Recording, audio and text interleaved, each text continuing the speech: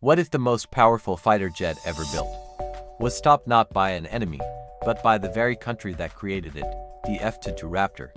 A machine so advanced, so lethal, so far ahead of its time, that pilots called it flying the future.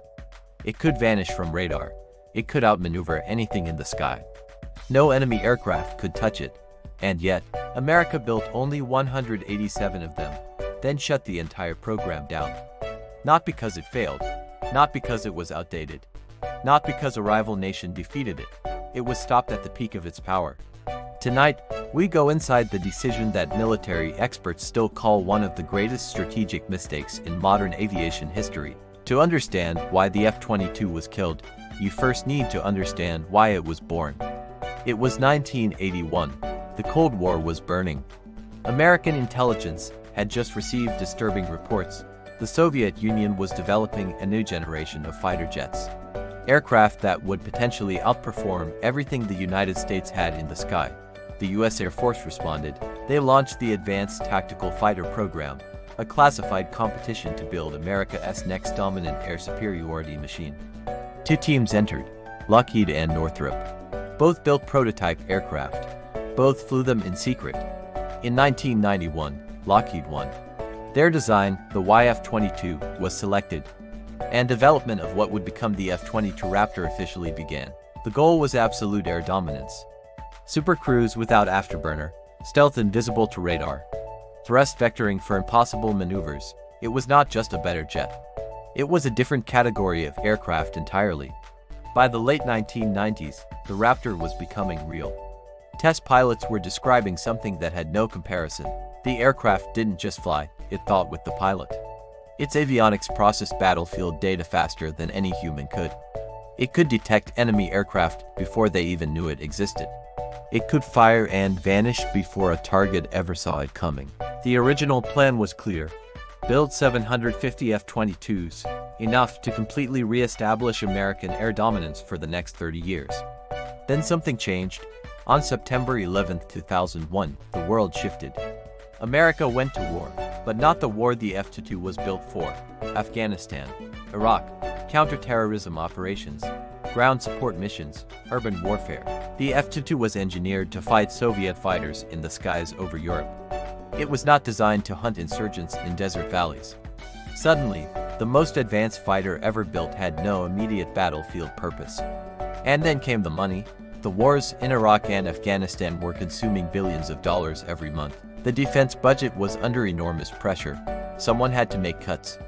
Secretary of Defense Robert Gates became the man who would make the defining decision. In 2009, Gates recommended capping F-22 production at 187 aircraft, drastically below the original 750 target. He argued the jet was too expensive, too specialized, and irrelevant to current conflicts. The cost per aircraft had risen to approximately $150 million. The program's total cost had ballooned beyond original estimates. Congress agreed with Gates. President Obama signed the defense bill. The F-22 production line went silent. A machine that took 2 decades to build was stopped in a single signature. The consequences were immediate and serious. The production infrastructure was dismantled. Specialized tooling was destroyed. Thousands of workers across 1,000 suppliers lost their roles. Restarting the program, engineers later estimated, would cost between $10 and $20 billion just to rebuild the capability to build it again. The Raptor was frozen in time. Updates became painfully slow. While rival nations accelerated, China's J-20 entered service. Russia's Su-57 advanced. America's most capable fighters sat in limited numbers, unable to be produced further. Military analysts began asking a dangerous question. What happens when 187 jets are not enough? The F-35 was positioned as the answer. A more affordable, multi-role aircraft to compensate for the Raptor shortfall. But the F-35 was never designed to replace the F-22. It performs a different mission. It lacks the pure air superiority performance the Raptor was built to own. By 2024, voices inside the US military were openly discussing the gap. America's air dominance, once absolute, was now a subject of genuine strategic debate. 1. The F-22 was not cancelled because it failed. It was cancelled because the war America was fighting didn't need it. That changed. 2. Destroying production infrastructure is nearly irreversible. America didn't just stop building the F-22, it lost the ability to easily build it again. 3. Strategic decisions made during one conflict create vulnerabilities in the next. Here is the uncomfortable thought to leave you with tonight. The enemies the F-22 was designed to counter, they never stopped building.